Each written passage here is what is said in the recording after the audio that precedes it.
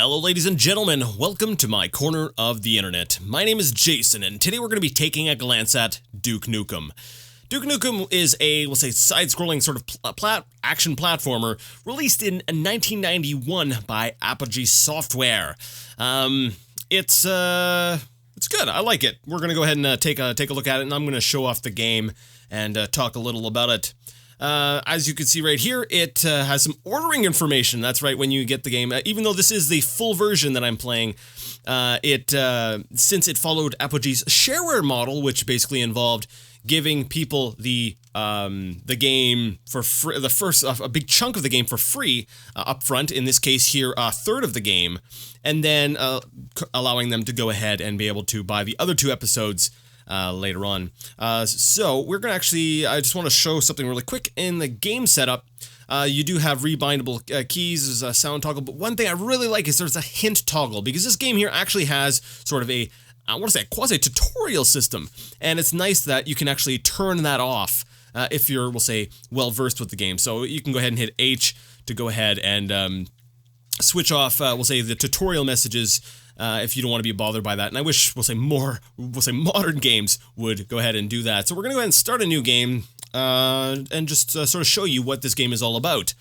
So you're the pitiful hero they sent to stop me. I, Dr. Proton, will soon rule the world. And Duke Nukem replies, "You're wrong, Proton Breath. I'll be done with you and still have time to watch Oprah." That's right, Duke Nukem originally didn't wear glasses, wore purple or pink, depending on whatever your eyes say, and he liked watching Oprah. And this is it. That's right, there's no background music, and these are the actual sound effects. They don't get any better than this. It's not a result of, we'll say, emulation or, we'll say sound options. This is what the game sounds like, and this is what the game plays like. So basically you run around, shooting things and navigating these sort of maze-like levels to make it to the exit. It's pretty standard, but it's good. So this is what I'm talking about with the hint system. It's a secret tip: drink soda to increase your health. So whenever there's, we'll say, a new element to the game or an item, a little thing will pop up to tell you about it. Soda recovers your health by 1 point, and there are other items that will increase it by various other amounts. Throughout the levels, there's a lot of different, we'll say, optional things you can shoot for score, because in this game here, it's a lot about, we'll say, solving the levels and scoring. No, not in the way Duke Nukem would later on in the series, but that's basically we could say that the premise of the game hasn't changed too much in later installments. Because, grabbing footballs is macho in some way, and that grants you more points. Anyways, so as you can see here, the levels are completely non-linear. You can go left, right, up, down. Each level is, we'll say, has a different sort of theme to it. And actually, really quick here, turkey, that's another item that increases health. If you actually shoot it before grabbing it, it turns into a full turkey. Secret tip: eat turkey to increase your health. And so this is basically how the game plays. Now, we'll say my opinions on it. When I first saw the game, I was like, "Oh my goodness, this is unplayable. This is like looking at it graphically and from a sound perspective, I was really put off by this game." But I actually recently just played through the entire game. I beat it because I found myself more and more, we'll say addicted to it, rather. I had this sort of sense of like, I beat a level and I want to go ahead and beat another level. I want to go beat the next level. I want to beat the next level, and it just kept me going. One thing to be careful with the soda cans: if you accidentally shoot them, they explode and they go flying up and you can't get your health back. So that is something to be careful, that you can destroy your own health items. Secret tip: press the up arrow to activate the elevators. And like I said, those hints are, you can turn them off. And I just picked up an item. You can't really see it because I'm about to just grab it, but it basically recovered my health back up to full. But so yeah, you do have to be a bit careful about your firing. Now, you can only shoot one shot at a time, but there are power-ups you can get later on in the game that allow you to fire multiple, we'll say, squiggly lines at a time. So you can start doing some rapid-fire stuff near the end of an episode. Now, I say at the end of an episode because, like I said before, the game is split up into three episodes. The first being the shareware free one that you can go ahead and download for free and just go ahead and enjoy. And there's the other 2 episodes. Each episode, I believe, carries, what, 10 levels? 10 stages within them? So that's, I believe, a grand total of 30 levels. Now, I said level because between every level, all of your items reset. Just something to consider. Alright, and this force field is something we can just destroy, and then we find ourselves here at the exit door. So basically the goal of every level is to shoot your way through it, and then make your way to the exit door, and we push the up arrow to get into it. Now, while you are in a level, you cannot save your game. You have to wait until you're in this strange blue hallway.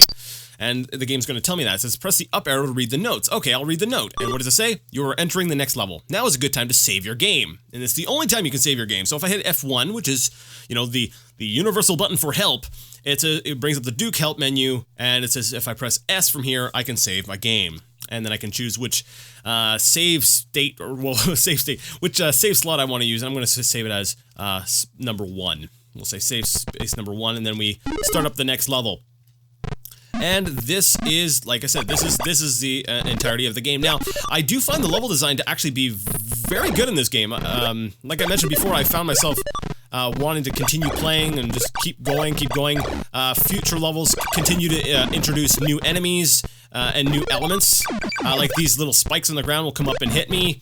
We just saw like a flying enemy. I believe in the next level, there's actually a helicopter, like an attack chopper that we have to deal with.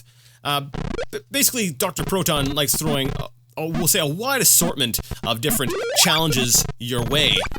And you can go ahead and, we'll say, explore them and to your heart's content. Now, one thing I would kind of recommend, actually I'll get to that in a second. Surprise Duke, I'll be tracking your every move with my security camera system.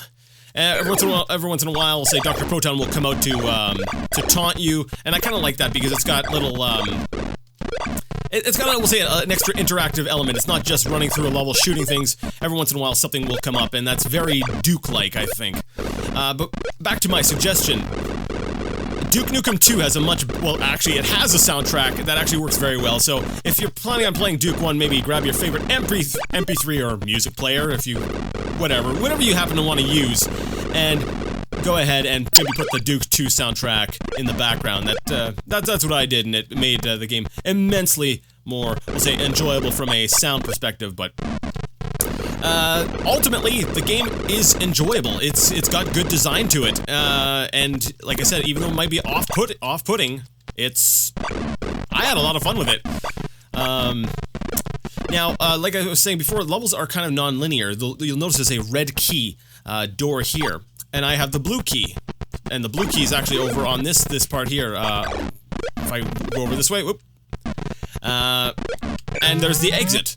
So that shows me right there that there is, we'll say, a part of the level that if I wanted to keep going exploring and I found the red key, there's a part of the level I could go ahead and explore. And you can find different items strewn about that might help you out. Like, for example, you get some jump boots, which allow you to jump even higher than you currently do. So there are different little power-ups you can get, and there's also different, we'll say, types of keys and different types of items that will help you through a level, such as like a robot glove, which will allow you to extend some platforms in some areas.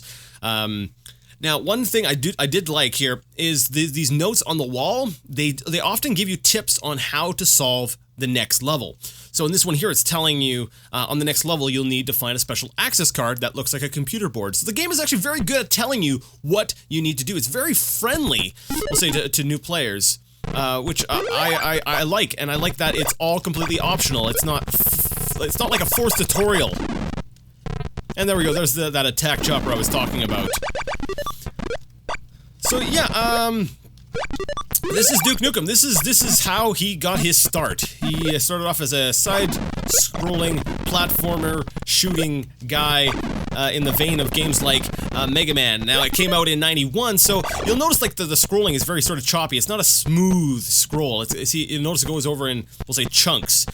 So that might be a little bit off-putting, we'll say, from the design aspect, and it's a little bit, we'll say, behind what platformers were doing at the time. like I said, I mentioned Mega Man a second ago. Mega Man came out in the 80s. This game here came out a long time afterwards, but let's just face it, at the time, PCs did not have the dedicated hardware to really be pulling off that kind of stuff. Actually, I want to go ahead and we'll say off the top of my head, say a lot of those, we'll say, advancements that really brought PC gaming out into sort of the forefront as being, like, just as capable as consoles, or maybe even got developers more interested, was when John Carmack got involved and, you know, released a little thing called Doom. He released other games beforehand that were pretty revolutionary, but Doom was the big one that made people go, holy crap. Anyways, this has been Duke Nukem.